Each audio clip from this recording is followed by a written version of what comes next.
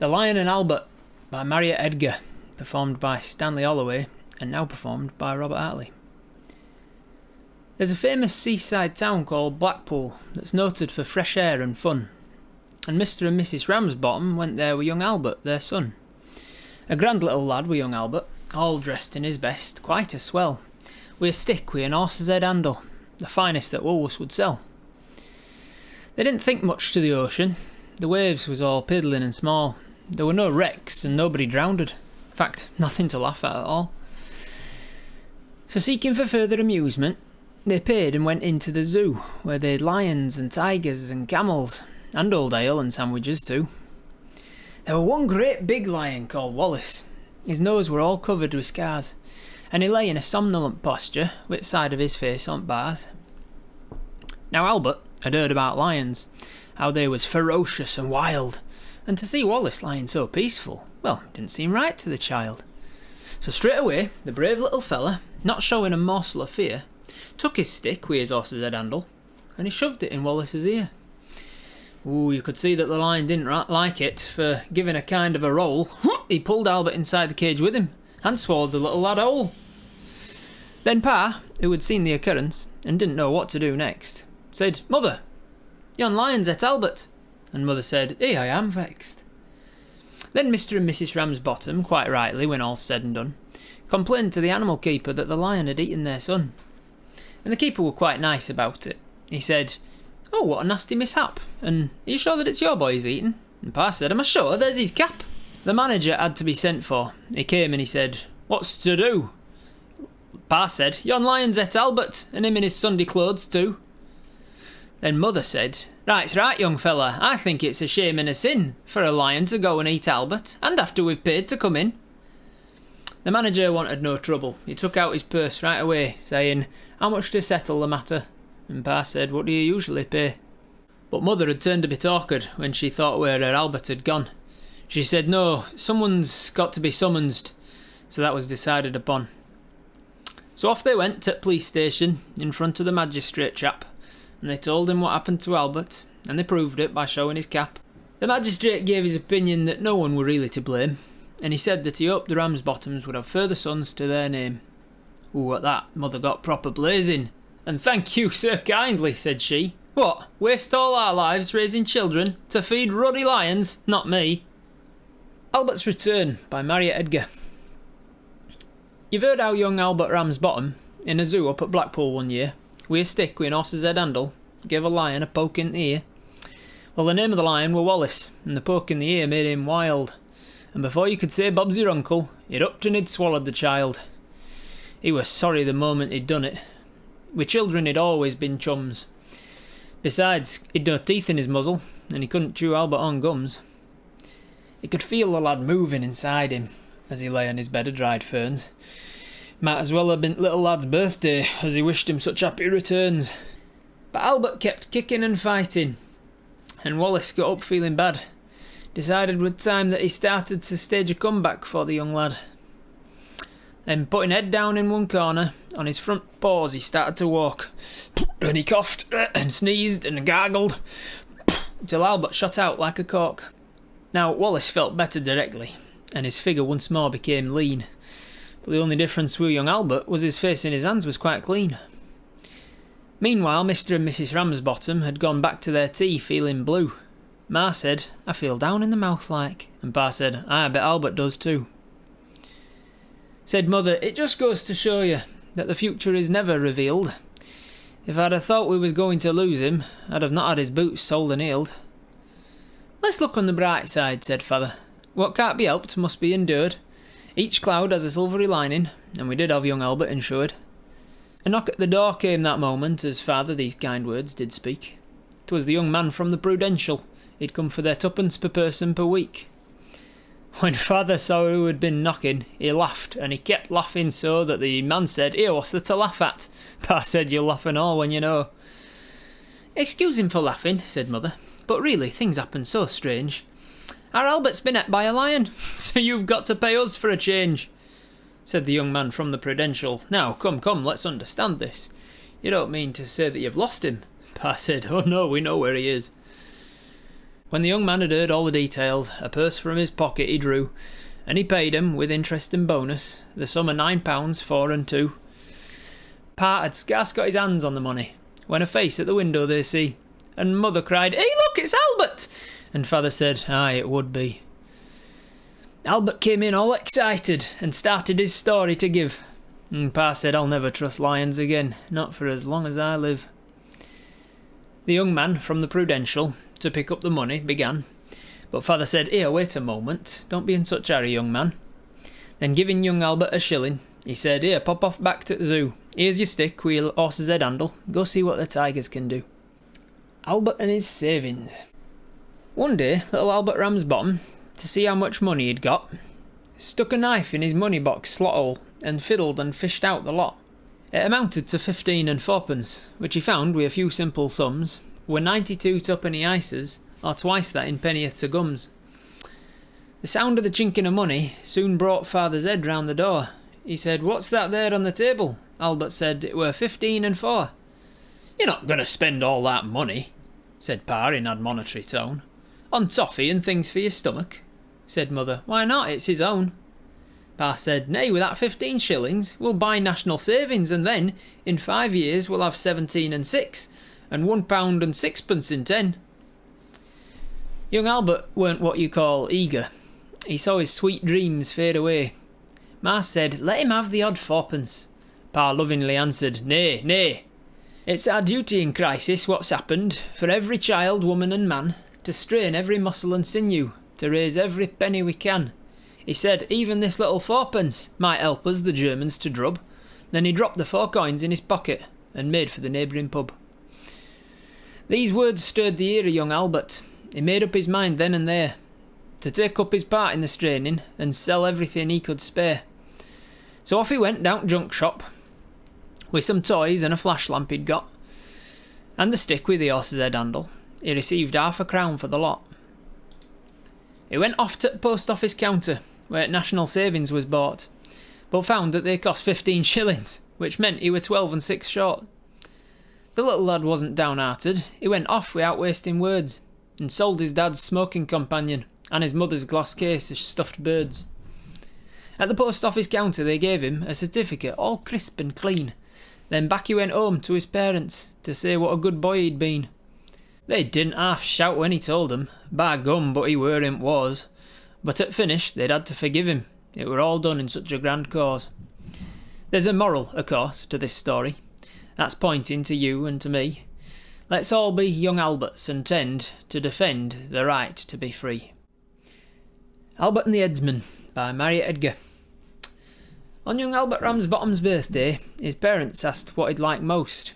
He said, "To see Tower of London, and gaze upon Anne Boleyn's ghost." They thought this request were unusual, and at first to refuse were inclined, till Pa said trip to Metrollops might broaden the little lad's mind. They took Jerry Bank up to London, and got there at 4:15.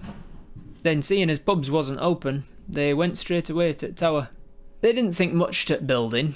'Tweren't what they'd been led to suppose, and the bad word Tower didn't impress them. They said Blackpool had got one of those.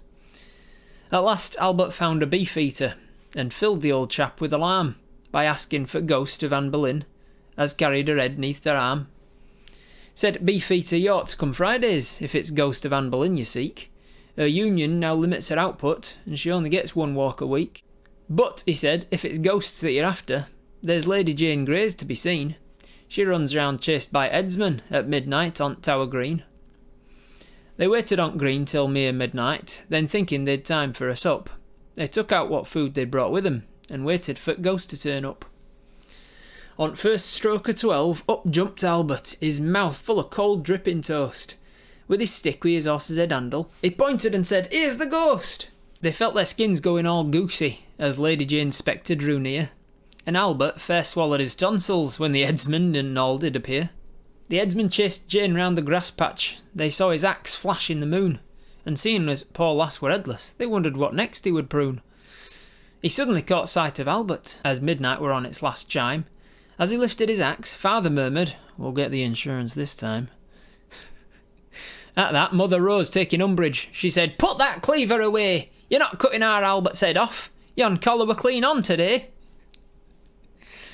The brave little lad stood undaunted till the ghost were within half a pace. Then taking the toast he were eating, slapped it dripping side down in his face. 'Twere proper setback for the headsman. He let out one howl of despair, then taking his lady friend with him, he disappeared just like that there. When Pa saw the way that they'd vanished, he trembled with fear and looked blue, till Ma went and patted his shoulder and said, "It's all right, lad, we saw it too."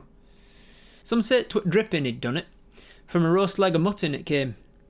And as headsman had been a beef-eater, they reckon he'd vanished from shame. And around Tower Green from that moment, they've never seen sign at ghost, but when beef-eaters go on night duty, they take slices of cold dripping toast. Albert Down Under by Marriott Edgar. Albert were what you'd call thwarted. He'd long had an ambition, which were to save up and go to Australia.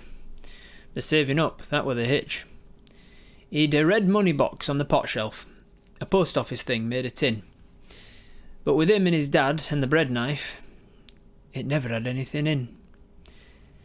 He were properly held up for bobbins, as the folk in the mill used to say, till he hit on a simple solution.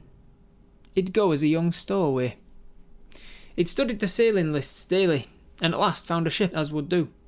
SS Tosser, a freighter from Fleetwood, via Cape Horn to Wooloomaloo. He went off next evening to Fleetwood, and found her there, loaded and cold, slipped over the side in the darkness, and downstairs and into the hold. The hold, it were choked up with cargo. He groped with his hands in the gloom, squeezed through bars of what felt like a grating, and found he had plenty of room. Some straw had been spilled in one corner, and thankfully threw himself flat. He thought he could hear someone breathing, but he were too tired to fret about that. When he woke, they were out in mid-ocean. He turned, and in light, which were dim, looked straight in the eyes of a lion that were lying there looking at him. His heart came right up in his tonsils as he gazed at that big yellow face. Then it smiled, and they both said together, "Well, isn't the world a small place?" The lion were none other than Wallace. He were going to Sydney too, to fulfil a short starring engagement in a cage at Taronga Park Zoo. As they talked, they heard footsteps approaching. "Someone comes," whispered Wallace. "Quick, hide!" He opened his mouth to the fullest, and Albert sprang nimbly inside. 'Twere captain on morning inspection. When he saw Wallace shamming to doze, he picked up a straw from his bedding and started to tickle his nose. Now Wallace could never stand tickling. He let out a mumbling roar, and before he could do aught about it, he'd sneezed Albert out on floor. The captain went white to the wattles. He said, "I'm a son of a gun." He'd have heard of beasts bringing up children, but the first time he'd seen it done. He soon had the radio crackling and flashing the tale far and wide of the lad who would set out for Australia, stowed away in a lion's inside. The Keat were jammed with reporters when they docked on Australian soil. They didn't pretend to believe it, but 'twere too good a story to spoil. And Albert soon picked up the language when he first saw the size of the fruit. There were no more "by gum" now, or "champion." It were "wacko, too right, and you beaut." They gave him a wonderful fortnight. Then from a subscription they made, sent him back as a parcel for Britain, carriage forward and all exes paid. The Recumbent Posture by Marriott Edgar. The day after Christmas, young Albert were what's called confined to his bed, with a tight kind of pain in his stomach and a light feeling up in his head. His parents were all in a fluster when they saw little lad was so sick. They said, "Put out your tongue," when they'd seen it. They said, "Put it back in again, quick." Ma made him a basin of gruel, but that were a move for the worse. Though the little lad tried hard to eat it, at the finish he did the reverse. The pain showed no signs of abating, so at last they got doctor to call. He said it were abdomen and not in the stomach at all. He sent up a bottle of physic, with instructions on label to say, to be taken in a recumbent posture, 1 teaspoon 3 times a day. As Ma stood there reading the label, Pa started to fidget about. He said, "Get a teaspoon and dose him, before he gets better without." "I can manage the teaspoon," said Mother, a look of distress on her face. "It's this here recumbent posture. I haven't got one in the place." Said Pa, "What about Mrs. Lupton? Next door here, you better ask her. A woman who's buried 3 husbands is sure to have one of them here." So they went round and asked Mrs. Lupton. "Aye, I know what you mean," she replied. I had one on order for Horace, but poor dear got impatient and died. She said, you'd best try at Co-op shop. They'll have one in stock, I dare say. In fact, I think I saw one in window last time I were passing that way. So round they went at Co-op shop, and at the counter for household supplies, Pa asked for Recumbent Posture, and the shopman said, yes sir, what size? Said Ma, it's for our little Albert. I don't know what size he would use. I know he takes 13 in collars, and 6s, 4 fittings in shoes. If it's little lad sizes you want in, said the shopman, I'm sorry to say, we'd nobbut had one in the building, and that one was sold yesterday. He sent them across to a tinsmith, who said, I know what you've in mind. If you'll draw me a pattern, I'll make one. But Pa had left his pencils behind. They tried every shop they could think of. They walked for 2 hours by clock, and though most places reckoned to keep 'em, they'd none of 'em got one in stock. The last place they'd tried was the chemist. He looked at them both with a frown, and he told them a recumbent posture were Latin and meant lying down. It means lying down, put in Latin, said Father. That's just what I thought. Then he picked up a side glance from Mother and pretended he hadn't said nought. They're not dosing my lad with Latin, said Mother, her face looking grim. Just plain castor oil's all he's getting, and I'm leaving the posture to him. The Runcorn Ferry by Marriott Edgar. On the banks of the Mersey or on Cheshire side lies Runcorn that's best known to fame by transporter bridge as takes folk o'er stream, or else brings 'em back across just the same. In days afore transporter bridge were put up, a ferry boat lay in the slip, and old Ted the boatman would row folks across at per tuppence per person per trip. Now Runcorn lay over on one side at stream, and Widnes on t'other side stood, and as nobody wanted to go either place, well, the trade wasn't any too good. One evening, to Ted's superlative surprise, 3 customers came into view. A Mr. and Mrs. Ramsbottom it were, and Albert, their little son, too. How much for the 3? Mr. Ramsbottom asked, as his hand to his pocket did dip. Ted said, same for 3 as it would be for 1, but 2pence per person per trip. You're not charging 2pence for that little lad, said Mother, her eyes flashing wild. But 2pence per person per trip, answered Ted, per woman, per man, or per child. 5pence for 3, that's the most that I'll pay, said Father. Don't waste time in talk. Per 2pence per person per trip, answered Ted, and them as can't pay has to walk. We can walk and all, said Father. Come, Mother, it's none so deep, weather's quite mild. So into the water the 3 of them stepped, the father, the mother, the child. The further they paddled, the deeper it got, but they wouldn't give in once begun. In the spirit that's made Lancashire what she is, they'd sooner be drowned than done. Very soon the old people were up to their necks, and the little lad clean out of sight. Said Father, where's Albert? And Mother replied, I've got hold of his hand, he's all right.